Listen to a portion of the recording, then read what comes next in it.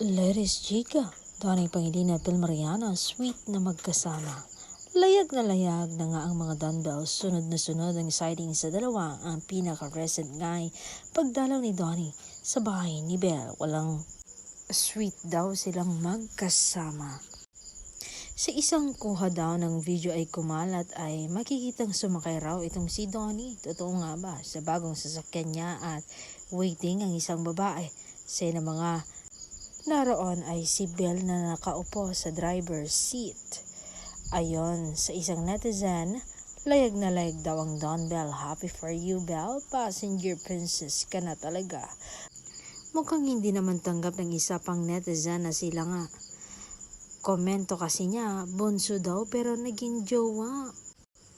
Ano ba yan? May mga tumatanggap na rin naman sa dalawa at say pa ng mga netizen, Don Belle pala talaga ang real.